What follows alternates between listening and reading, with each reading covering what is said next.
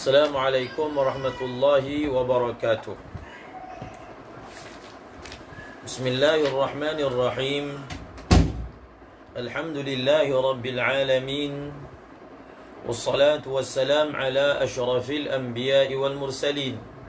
Sayyidina wa maulana Muhammadin wa ala alihi wa sahbihi ajma'in. Wa la hawla wa la quwwata illa billahil aliyyil azim.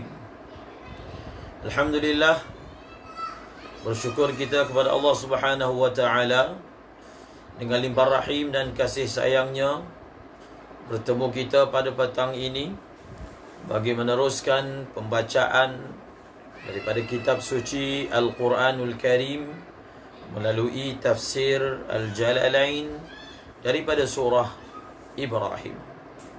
أعوذ بالله من الشيطان الرجيم بسم الله الرحمن الرحيم وإذ تأذن ربكم لئن شكرتم لأزيدنكم ولئن كفرتم إن عذابي لشديد وقال موسى إن تكفروا أنتم ومن في الأرض جميعا فإن الله لغني حميد ألم يأتكم نبأ الذين من قبلكم قوم نوح وعاد وثمود. Alhamdulillah,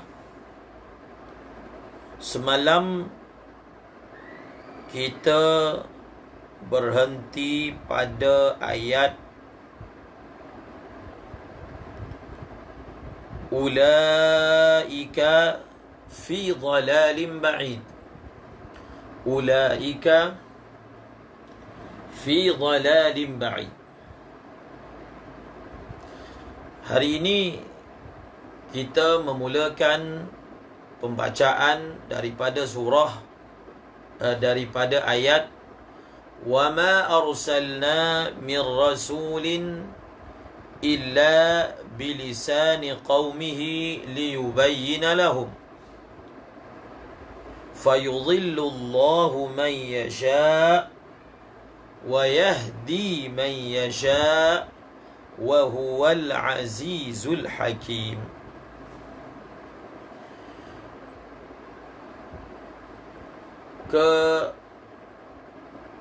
Kesinambungan antara ayat yang sebelum ini dengan ayat yang kita baca sekarang dan ayat yang seterusnya adalah ayat yang pertama menerangkan tentang risalah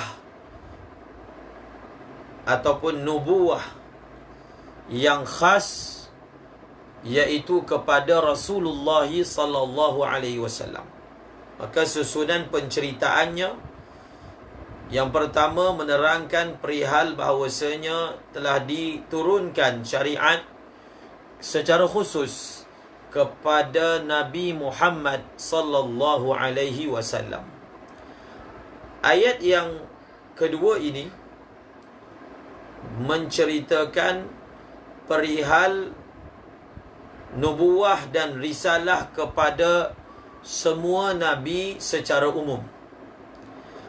Ayat yang seterusnya akan menceritakan perihal nubuwah dan risalah kepada nabi selain Rasulullah sallallahu alaihi wasallam secara khusus, iaitu dimulakan dengan penceritaan berkaitan Nabi Musa alaihi salam.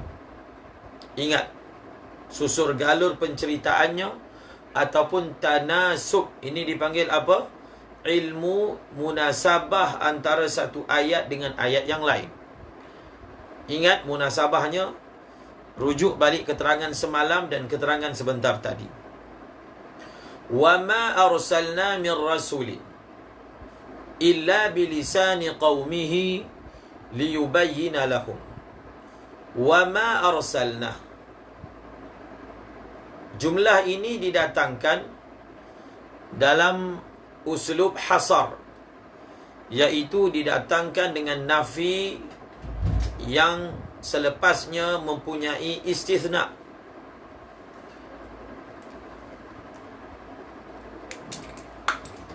Nafi yang selepasnya ada adatul istithna, illa adatul istithna. Dan di dalam ayat ini juga didatangkan an-nakiratu fi siyaqin nafi, didatangkan min zaidah ataupun min silah sebagai taukid ataupun takkid. Setelah melihat kepada pelbagai asalib balaghah yang didatangkan di dalam ayat ini, ditambah dengan fi'il madhi yang telah digunakan, ia menggambarkan yang pertama, iaitu perihal perkara yang ingin disampaikan di dalam ayat ini adalah umum, tanpa kecuali. Dalam ilmu usulil fiqh, an-nakiratu fi siyaqin nafyi tufidul umum. Nakirah yang berada di dalam ayat nafi memberi makna umum.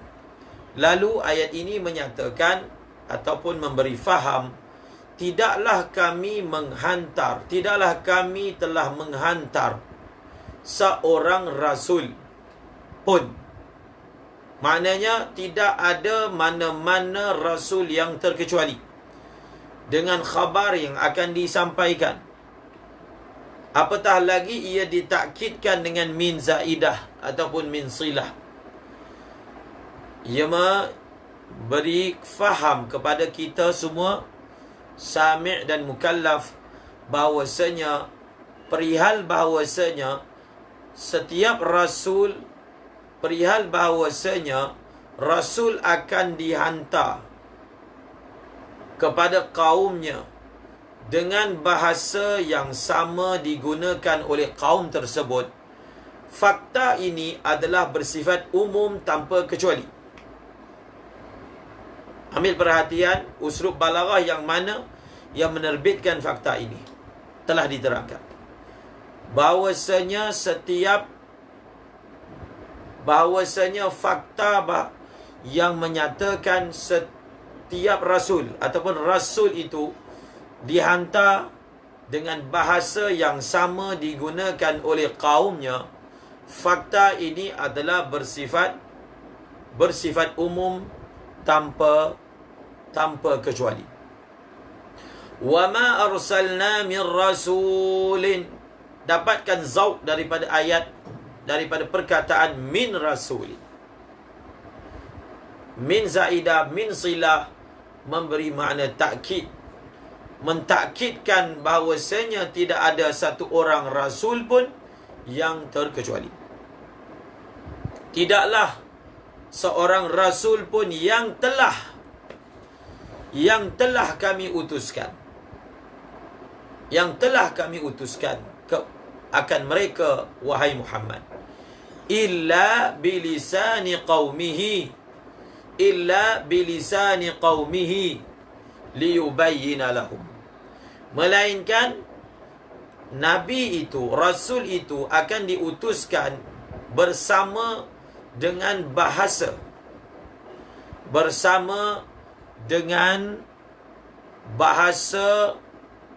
kaum yang Nabi itu diutuskan kepada mereka. Liyubayyina lahum. Liyubayyina lahum, lam ini adalah illah. Apakah hikmah ataupun apakah maslahat setiap rasul itu dihantar dengan bahasa yang sama yang digunakan oleh kaumnya? Maka telah diterangkan di dalam ayat ini, illa liyubayyina lahum, supaya rasul itu menjelaskan kepada mereka, illa liyubayyina lahum, supaya Rasul itu menjelaskan kepada mereka. Ayat liyubayyina lahum ini, fi'il liyubayyina, yubayyina, bayyana yubayyinu ni fi'il muta'addi, tidak disebut maf'ulnya. Ingat, kita akan temui seumpama ini dalam Al-Quran, dihazafkan ma'mul. Antara faedah menghazafkan ma'mul, antara faedahnya adalah untuk ta'mim, umum. Misalnya, iyyaka na'budu wa iyyaka nasta'in. Hanya kepada engkau kami menyembah, dan hanya kepada engkau kami mohon pertolongan. Tidak dinyatakan pertolongan dalam bidang apa yang kami memohon bantuan daripadamu. Maka dihazafkan muta'alliq kepada nasta'in adalah untuk menyatakan perkara yang kita meminta isti'anah daripada Allah itu adalah umum semua perkara. Kita perlukan kana huwa ta'ala. Itu di dalam ayat iyyaka na'budu wa iyyaka nasta'in. Di dalam ayat ini tidak dinyatakan maf'ul kepada yubayyin, bukan kerana ta'mim. Sebab itu diterangkan muqtada daripada hazaf itu perlu melihat siyaqul ayat. Ingat balik semalam perbahasan kita, wa innal kafirin fi dhalalin ba'id, ulaika fi dhalalin ba'id. Ingat apa yang saya sebutkan semalam. Mufassir Jalalain telah mentakdirkan ulaika fi dhalalin ba'id anil haq. Apa keperluan mentakdirkan? Kerana ba'uda, dia adalah fi'il yang ada muta'allaq dengannya. Dia adalah fi'il yang ada silah kepadanya. Menjadi tugas mufassir untuk zahirkan ketika mentafsirkan. Mereka itu berada di dalam kesesatan yang jauh. Yang jauh. Apa? Jauh daripada hak. Nampak? Maka kita akan dapati mufassir Jalalain akan menzahirkan. Samalah juga dalam ayat ini. Liyubayyina lahum. Yubayyina fi'il muta'addi. Yubayyina fi'il muta'addi. Bila dia fi'il muta'addi, pasti ada maf'ul. Cuma di sini tidak dikatakan dihazafkan maf'ul kerana untuk menyatakan ta'mim. Bukan. Tetapi ada maf'ul yang khas. Maf'ul yang khas. Kalau maf'ul itu khas, mengapa dihazafkan? Maka dihazafkan lil ilmi bihi. Lil ilmi bihi. Illa liyubayyina lahum telah ditafsirkan dengan illa. Liyubayyina lahum ditafsirkan dengan liyufahimahum. Liyufahimahum. Liyubayyina lahum liyufahimahum. Apa maf'ul kepada liyubayyina lahum? Ma atabihi. Ma atabihi adalah maf'ul kepada yubayyina yang ditafsirkan dengan liyufahimah. Dihazafkan kerana maklum. Maklum bahawasanya Rasul apabila dihantar, tugasnya untuk tabyin dan tafhim. Tafhim apa? Perkara yang dia dihantar untuk perkara tersebut. Dia dihantar untuk perkara tersebut. Nampak? Dan inilah yang semalam saya sebutkan menjadi dalil bahawasanya yang diturunkan oleh Allah iaitu wahyu, yang diturunkan oleh Allah iaitu kitab, manusia tidak istighna untuk memahaminya tanpa melalui Nabi. Tidak istighna. Kerana itulah konsep ataupun sunnatullah yang Allah Ta'ala telah buat. Diturunkan wahyu bersama dengan Nabi. Diturunkan kitab bersama dengan Nabi. Nabi itulah yang menerangkan kitab tersebut. Seperti mana yang disebut tentang Rasulullah, bahawasanya litubayyina linnasi ma nuzila ilaihim, supaya kamu wahai Muhammad menjelaskan apa yang telah diturunkan kepada mereka.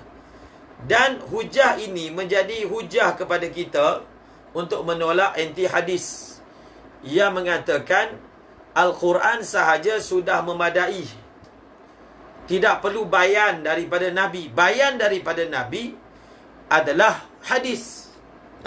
Hujah kita menolak golongan anti hadis. Bayan daripada Nabi, tafhim daripada Nabi, tabiin daripada Nabi adalah hadis. Dan sudah tentu mubayyan dengan bayan adalah dua benda yang berbeza.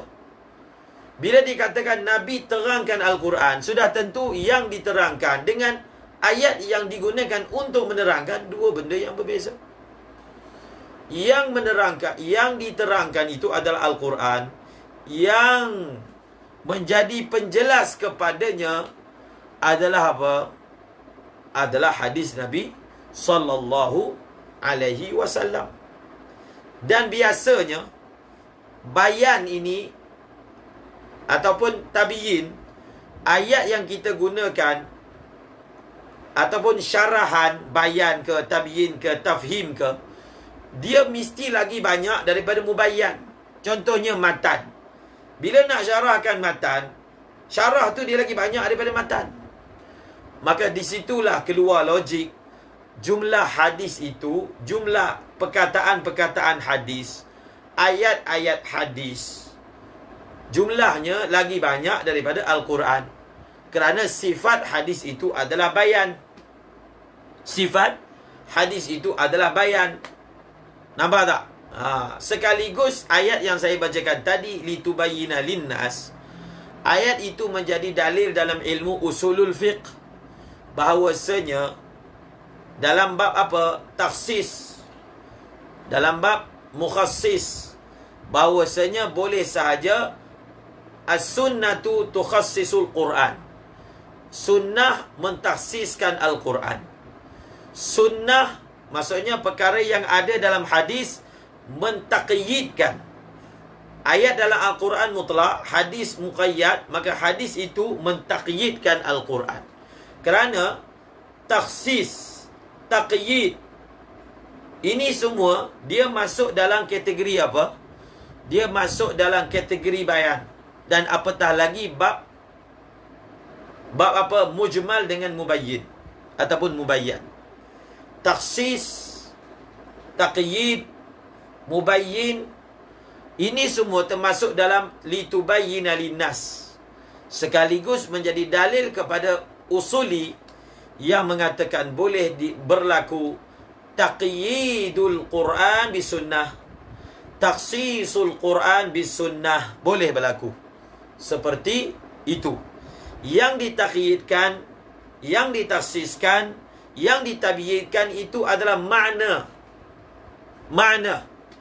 Tidak berbangkit persoalan bahawasanya mana boleh sesuatu yang bersifat qat'i ditabiyyinkan dengan sesuatu yang bersifat zanni. Jadi hadis ini kebanyakannya zanni. Al-Quran mutawatir.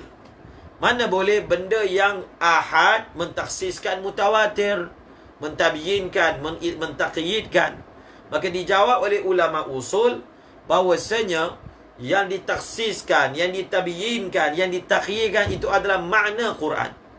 Yang mutawatir itu adalah lafaz Al-Quran. Adapun makna Al-Quran adalah bersifat zanni. Apa maksud bersifat zanni? Kebanyakannya iaitu dia ada ihtimal wujuh. Walaupun tanpa menafikan sebahagian ayat Al-Quran adalah nas, maklum, seperti mana sebahagian hadis adalah nas. Tetapi kebanyakan ayat Quran bersifat seperti yang disebutkan. Itu perbahasan berkaitan dengan usulul fiqh. Kita kembali kepada ayat ini. Wa ma arsalna min rasulin illa bilisani qaumihi liyubayyina lahum. Kalau saya boleh baca daripada tafsir Asy-Sya'rawi, kata Al-Imam Asy-Sya'rawi, kita mengetahui bahawasanya Rasulullah menjadi muballigh, menghantar, menyampaikan mesej daripada Allah, menerangkan apakah kehendak Allah, apakah agama, apakah manhaj yang dikehendaki oleh Allah supaya manusia hidup dengannya. Dan Nabi Rasulullah telah dibantu dengan mukjizat, yang dengan mukjizat tersebut membuktikan kebenaran Rasulullah pada perkara yang dia sampaikan. Allah Subhanahu wa taala telah menceritakan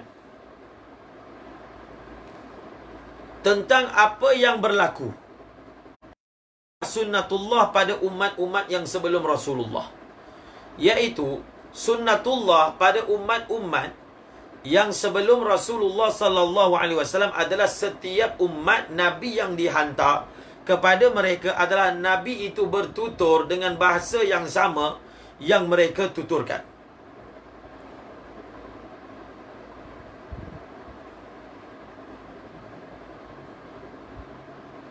Tetapi kata Syekh Mutawalli Sya'rawi, ada beza muamalat Allah Ta'ala dengan umat yang beliau gelar sebagai umat al-istiqbal, iaitu umat-umat sebelum Nabi Muhammad, dengan umat Nabi Muhammad sallallahu alaihi wasallam. Maksudnya, ini satu poin yang selalu kita sebut dalam dakwah. Umat sebelum Rasulullah beliau gelar sebagai umat al-istiqbal. Apa maksud umat al-istiqbal? Umat yang dia hanya terima dan amal. Yang umat ini tidak ada taklif untuk dakwah kepada seluruh umat. Maka muamalat Allah dengan umat istiqbal, iaitu umat sebelum ini, dengan umat dakwah, iaitu umat Nabi Muhammad, berbeza. Iaitu umat istiqbal, mereka tidak ditaklifkan untuk menyampaikan dakwah Rasulullah sallallahu alaihi wasallam. Adapun umat Nabi Muhammad sallallahu alaihi wasallam, maka mereka dituntut untuk menyampaikan ataupun meneruskan legasi dakwah Rasulullah sallallahu alaihi wasallam. Dan beliau menyebut lagi. Jadi ini sebenarnya cantik. Ayat ini sebenarnya ada orang membangkitkan, bukan orang lah, mufassir yang lain juga membangkitkan.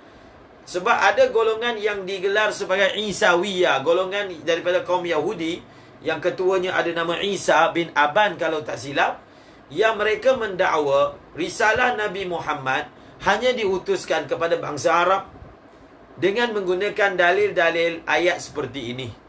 Maka dengar jawapannya yang disampaikan oleh Syekh Mutawalli Sya'rawi. Beliau mengatakan, beliau menjadikan asas jawapan ada perbezaan cara Allah Ta'ala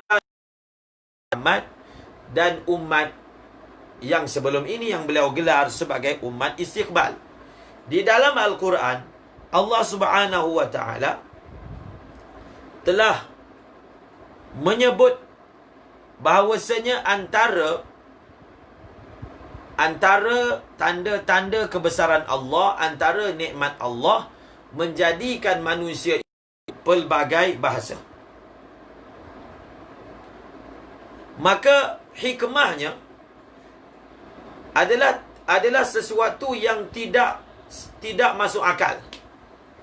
Bahawasanya Rasul itu dihantar untuk dia bercakap dengan semua bahasa. Kerana dia bertentangan dengan hikmah.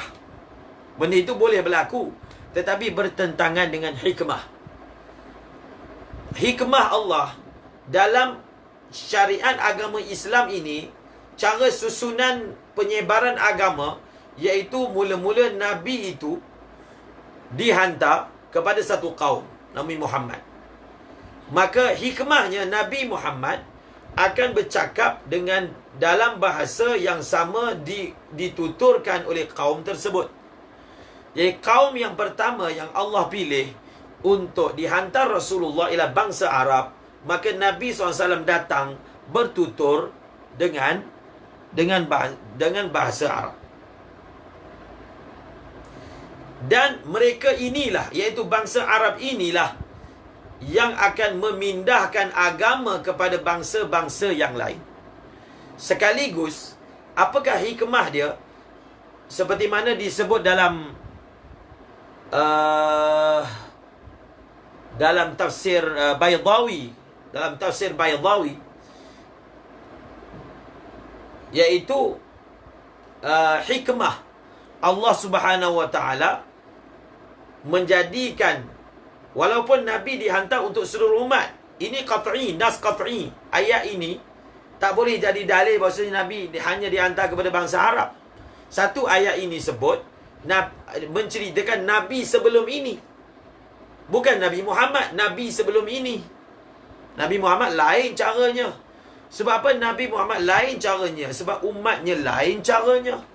Kerana umatnya akan dikadirkan untuk menyampaikan dakwah. Maka mereka lah yang akan berfungsi menterjemahkan bahasa asal Nabi Muhammad kepada bangsa lain. Nampak tak? Jadi di situ banyak ilmu yang telah yang terkandung di dalam ayat ini.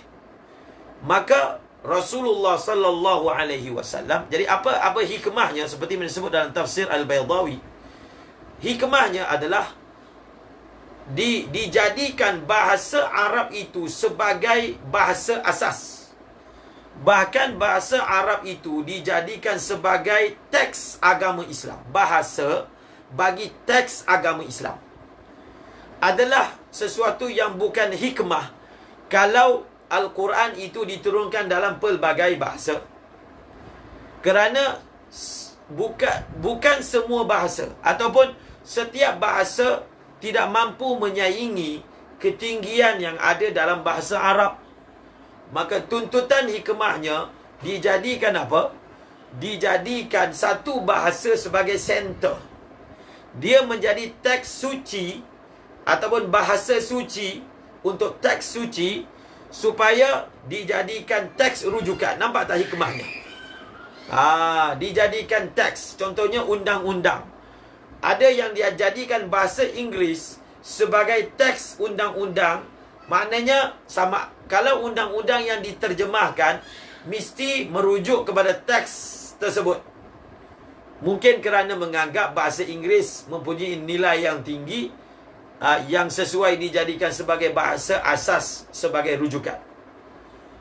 Maka begitulah konsepnya di dalam penyebaran agama Islam, iaitu bahasa Arab dijadikan sebagai teks rujukan yang menjadi rujukan kepada syariat. Sebab apa? Kerana sifat yang ada di dalam bahasa Arab tersebut yang mempunyai nilai-nilai yang tinggi, yang mampu menghimpunkan makna-makna yang mendalam.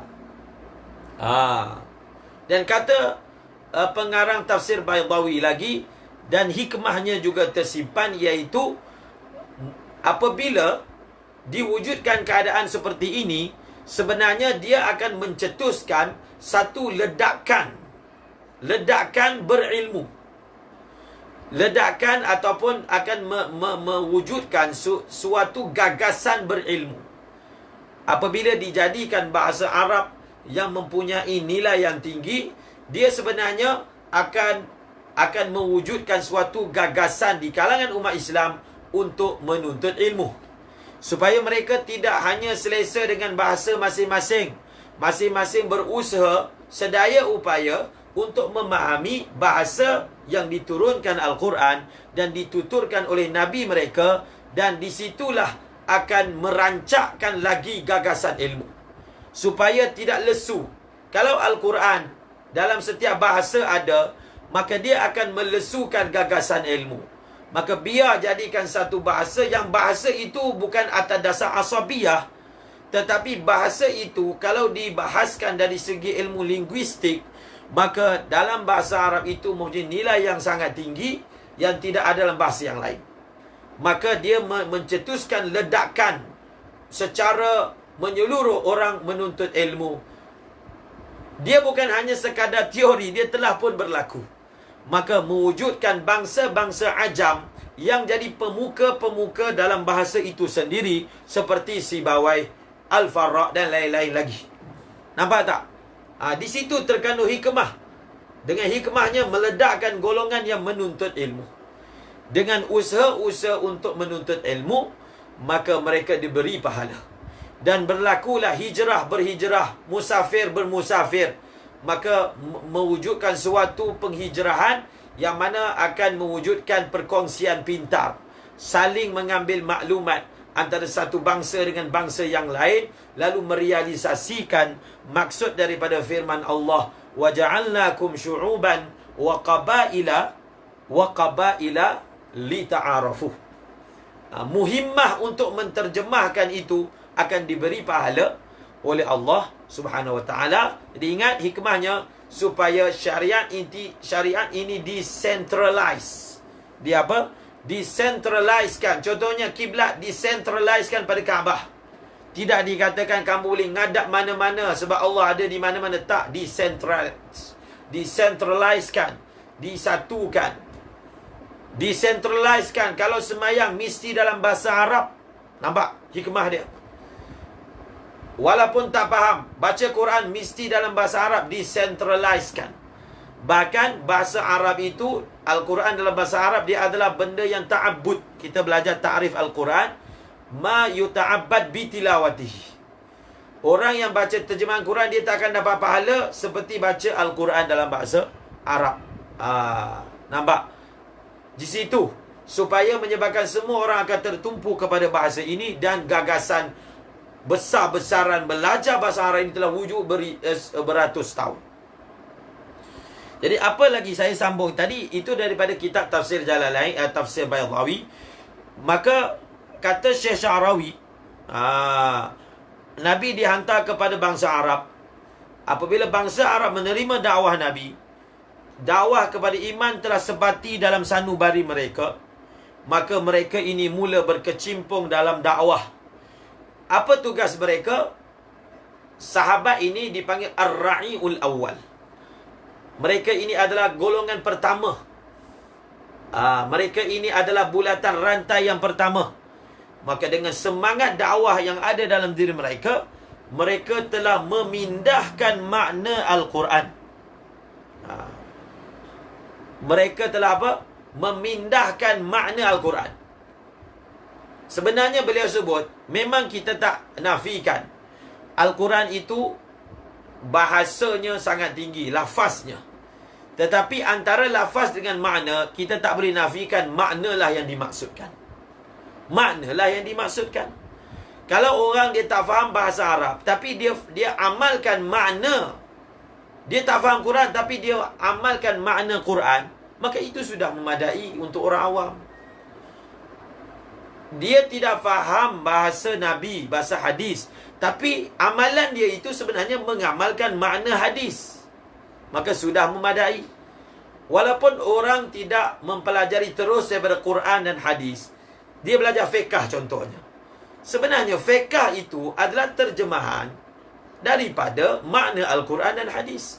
Kalau amalkan fiqh, sebenarnya dia sedang mengamalkan Quran dan hadis. Dia amalkan ilmu tasawuf yang tulis dalam kitab tasawuf, maka sebenarnya dia sedang mengamalkan makna Quran dan hadis. Ilmu tauhid, dia sedang mengamalkan makna Quran dan hadis.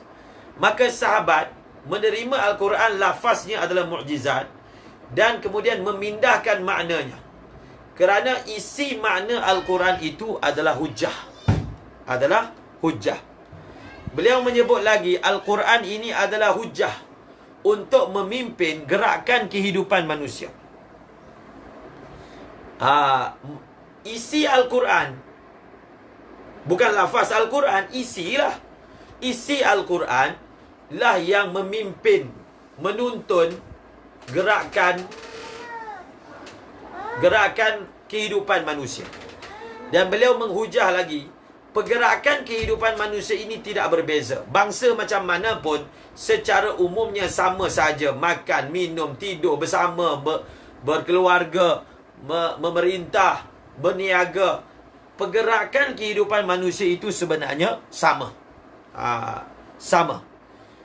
Beliau menyebut lagi bahawasanya seperti mana satu tamadun mengambil ilmu daripada tamadun yang lain dengan cara menterjemahkan kepada bahasa yang dituturkan.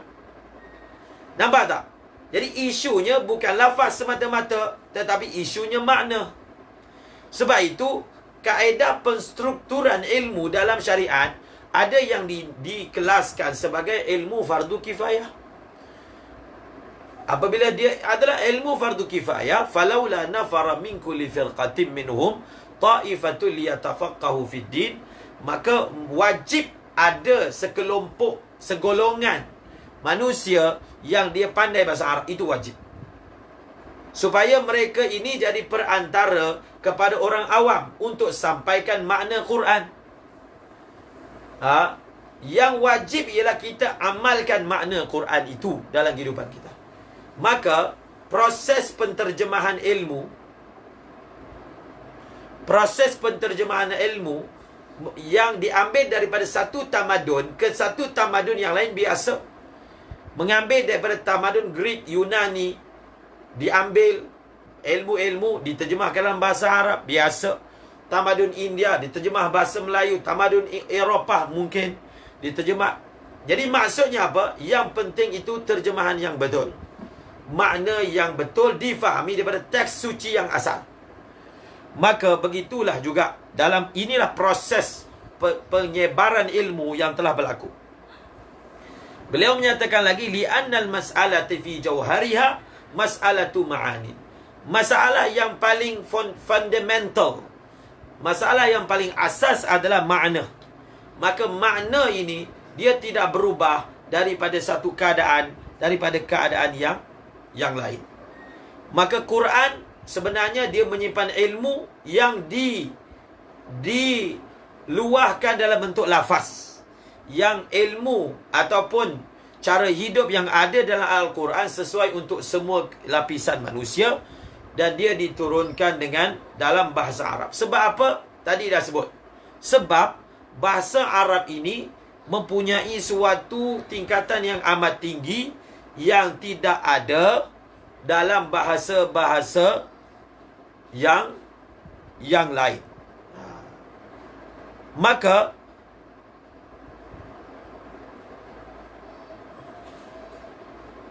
menjadi tanggungjawab umat yang menerima Al-Quran tersebut dalam bahasa mereka untuk menyampaikan kepada umat-umat yang lain ataupun masyarakat yang lain.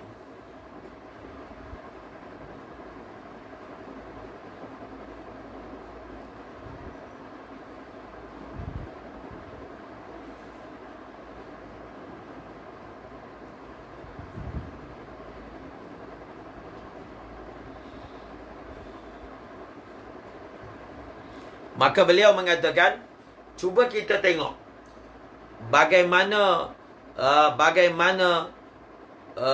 Islam telah tersebar. Islam telah tersebar dengan ma'ani Al-Quran dan hadis yang telah dipamerkan dalam bentuk qudwah salihah. Bukan hanya dengan pedang, tetapi dengan al-qudwatus salihah. Maka umat Arab yang telah masuk, mereka telah menunjukkan makna Al-Quran. Sebab itu mereka ini digelar sebagai Quran yang apa? Mereka digelar sebagai Quran yang bergerak. Nampak?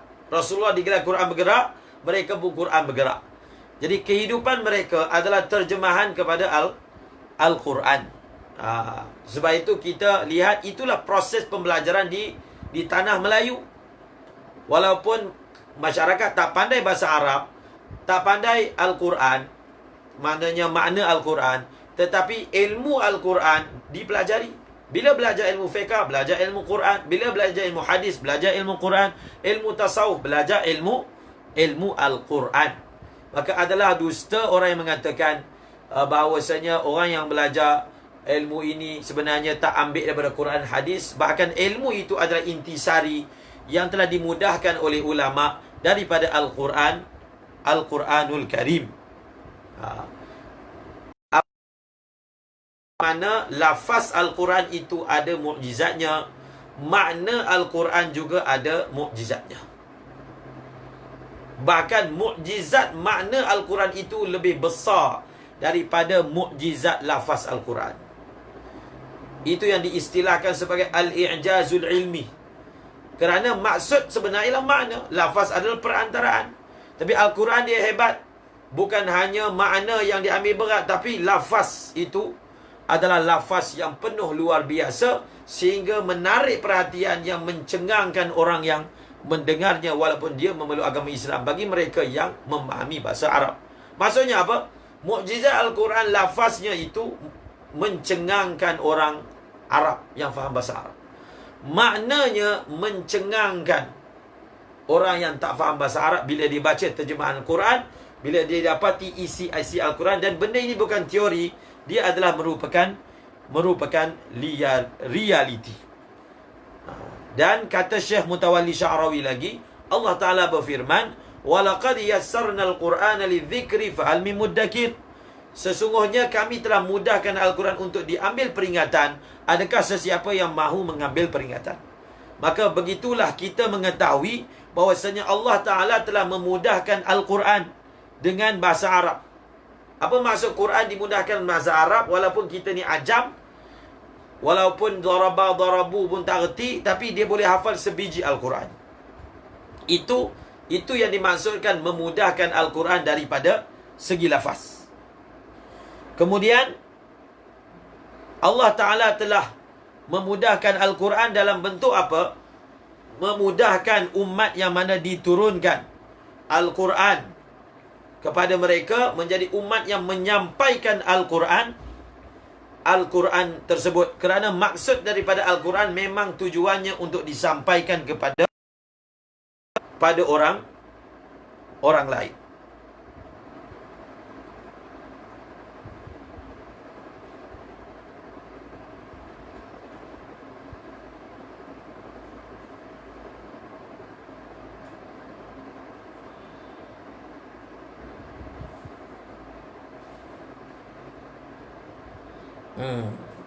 Maka Allah Subhanahu Wa Ta'ala telah menjadikan sebagai apa? Sebagai Al-Quran ini sebagai perantaraan untuk menyampaikan dakwah kepada orang lain. Kemudian beliau sebut lagi, tabligh ni ataupun dakwah ini perantaraannya adalah cakap, kalam. Menyampaikan ni perantaraannya adalah cakap. Dan yang kedua, kalau cakap saja tak madai, kena ada telinga dengar. Cakap, tapi mesti ada telinga yang terima. Mulut yang cakap, telinga yang terima. Mula-mula kena cakap, dan kemudian perlukan telinga. Dan telinga yang akan menerima percakapan tersebut adalah telinga yang tahu, yang faham maksud-maksud daripada lafaz yang disampaikan. Supaya telinga yang mendengar, bila dia faham, dia boleh mengaplikasikan apa yang dia dengar dalam kehidupannya, menjadikannya sebagai jalan kehidupannya. Dan beliau menyebut bahawasanya, beliau nak terangkan sikit tentang sejarah linguistik. Dia macam ilmu sejarah linguistik lah, ilmu bahasa. Satu kaedah yang beliau bawa bahawasanya annal lughata bintus sama'. Bahasa ini adalah lahir daripada dengar ataupun bercakap, puncanya dengar. Kalau tak boleh dengar, tak boleh cakap. Kalau boleh cakap, hasilnya daripada dengar. Itu perkataannya, annal lughata bintus sama'. Setiap orang hanya akan bertutur dengan bahasa yang dia dengar, yang ada dalam persekitarannya. ataupun kita panggil bahasa ibunda. Kemudian beliau menyatakan lagi, kalau kita telusuri sejarah bahasa, maka kita akan sampai kepada akar bahasa, yang mana sebenarnya inilah punca kuasa kepada bahasa, semua bahasa. Siapakah punca asal bahasa ini? Kalau orang belajar linguistik, mungkin dia tak jumpa lah. Orang Islam, ini selalu kita sebut bahawasanya kita dalam Al-Quran tahu asal semua bahasa daripada mana, dia punya akar dia, DNA dia kembali kepada mana. Mungkin pakar linguistik masih lagi tercari-cari. Kita dah ada jawapan dalam Al-Quran. Jawapannya daripada Nabi Adam. Bas. Pakar arkeologi ataupun pakar DNA masih mencari siapakah manusia pertama. Kita tak perlu nak cari, tak perlu nak buat kajian lapangan, tak perlu. Manusia pertama Nabi Adam. Ini ilmu Al-Quran. Tapi ada orang dia tak puas hati lagi. Dia nak yang dibukti dengan saintifik. Dia nak yang profesor kepala botak tu keluar daripada mulut dia apa fakta, barulah dia gelar fakta. Sedangkan fakta Quran adalah fakta yang sebenar. Asal daripada manusia adalah Nabi Adam, bas. Dia tak puas hati, nak cari juga ada tak mana-mana profesor kepala botak yang bagi tahu fakta. Selagi itu tidak dipanggil fakta. Nak kajian saintifik katanya. Habis Quran ini bukan saintifik. Quran ini datang daripada pencipta sains itu sendiri. Begitu juga susur galur bagi bahasa. Susur galur bagi bahasa adalah Nabi Adam alaihi salam. Nabi Adam alaihi salam, buktinya Allah Ta'ala berfirman, wa'allama Adamal asma'a kullaha. Wa'allama Adamal asma'a kullaha. Allah Ta'ala telah mengajar Nabi Adam semua bahasa, semua nama bagi semua benda dalam pelbagai bahasa. Daripada sini ada satu perbahasan dalam usulul fiqh. Perbahasannya adalah, adakah bahasa ini tauqifiyah ataupun istilahiyah. Ada khilaf dalam Jam'ul Jawami, ada bahaskan adakah bahasa ini tauqifiyah ataupun istilahiyah. Tauqifiyah, bahasa adalah tauqifiyah. Itu yang ditarjihkan dalam Jam'ul Jawami. Tauqifiyah, apa maksud bahasa ni tauqifiyah? Linguistik ni, bahasa ni adalah tauqifiyah, maksudnya diajar oleh Allah. Dia bukan manusia reka-reka, tak. Dia punya akar bahasa adalah tauqifiyah, tanpa menafikan pecahan-pecahan perkataan-perkataan itu dia adalah istilahiyah ataupun wad'iyah. Tetapi punca asal bagi bahasa adalah tauqifiyah, kemudian dikiaskan, dikembangkan, maka sebahagian adalah tauqifiyah, sebahagian adalah wad'iyah. Maka betullah perkataan yang mengatakan bahasa itu adalah tauqifiyah. Maka di sini Allah Ta'ala telah berfirman, wa ma arsalna min rasulin illa bilisani qaumihi liyubayyina lahum. Nampak? Liyubayyina lahum. Ustaz Sofian sebut ibarat tu, Jam'ul Jawami' minal alqaf. Ibarat Jam'ul Jawami'. Okey.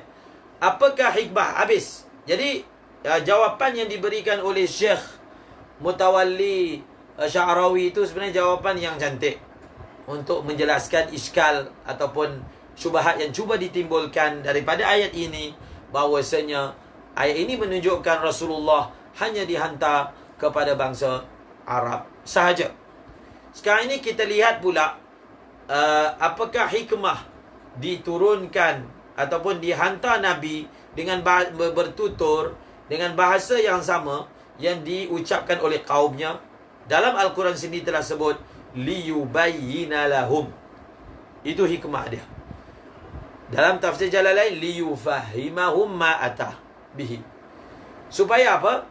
Supaya Rasul itu boleh fahamkan, Rasul itu boleh terangkan sampai faham Sebab itu kita tak boleh nafikan kepentingan bayan, kepentingan khutbah. Inna minal kalami la sihran. Tak boleh nafikan. Dakwah ini kita tak boleh nafikan bergerak dengan cakap.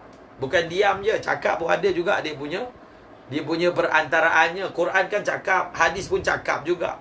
Jadi kita tak boleh nafikan total tak perlu kepada cakap. Tak, cakap perlu, kan? Quran adalah percakapan, hadis juga adalah percakapan. Memperbaiki percakapan juga perlu. Sebab apa? Tengok di sini.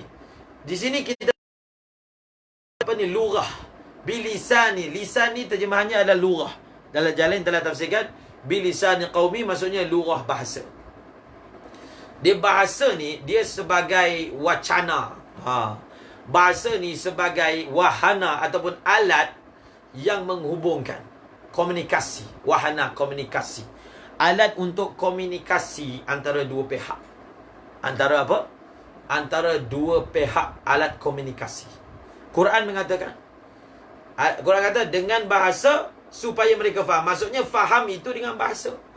Mestilah guna bahasa yang boleh faham. Nampak tak? Illa bilisani qaumihi liyubayinu. Faedah daripada bahasa adalah faham. Faedah daripada bahasa faham. Jadi bahasa ni adalah alat komunikasi ataupun pertuturan. Kalau kita kecilkan lagi, maknanya pertuturan. Dia adalah alat komunikasi. Wallahu a'lam. Dia adalah alat komunikasi antara dua orang. Illa bilisani qaumihi liyubayyina. Jadi liyubayyina adalah hikmah, maslahat, illat daripada bilisani qaumihi liyubayyina lahum. Kita dapat mempelajari antara dua ma'lul dengan illah ini, bahawasanya kepentingan lughah untuk faham, kepentingan interaksi untuk memahamkan. Kegagalan komunikasi akan menyebabkan kegagalan kefahaman. Itu pun kita boleh terbitkan. Kegagalan komunikasi akan menyebabkan kegagalan kefahaman. Maka Allah Ta'ala telah berikan kepada Nabi jawami'ul kalim. Allah berikan kepada Nabi menjadi orang yang afsahul Arab, afsahu man nataqa bilughatid dad. Ini semua ada faedah-faedah yang penting, yang kalau kita sebut secara umum pun ada faedahnya dari segi ilmiahnya. Kita sebut secara khusus dari segi agamanya juga mempunyai faedah yang besar. Peranan lughah dan juga faham, lughah dan bayan, lughah dan faham, lughah dan bayan. Illa bilisani qaumihi liyubayyina lahum. Untuk Nabi itu, Rasul itu jelaskan. Wallahu a'lamu bis-shawab wa ilaihil marji'u wal ma'ab. Esok kita akan baca firman Allah Subhanahu wa taala, fayudhillullahu man yasha wa yahdi man yasha. Fayudhillullahu man yasha wa yahdi man yasha.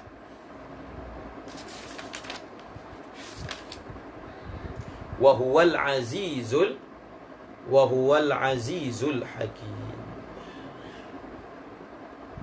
Wallahu a'lam bis-shawab. Ilaihi al-marji'u wal ma'ab. Bismillahirrahmanirrahim. Kalamun qadimun la yumallu sama'uhu. Tanazzaha an qawlin wa fi'lin wa niyati. Bihi ashtafi min kulli da'in wa nuruhu. دليل لقلبي عند جهلي وحيرتي. فيا ربي متعني بسر حروفه ونور به قلبي وسمعي ومقلتي. سهل علي حفظه ثم درسه بجاه النبي والآل والصحابة. آمين برحمتك يا أرحم الراحمين.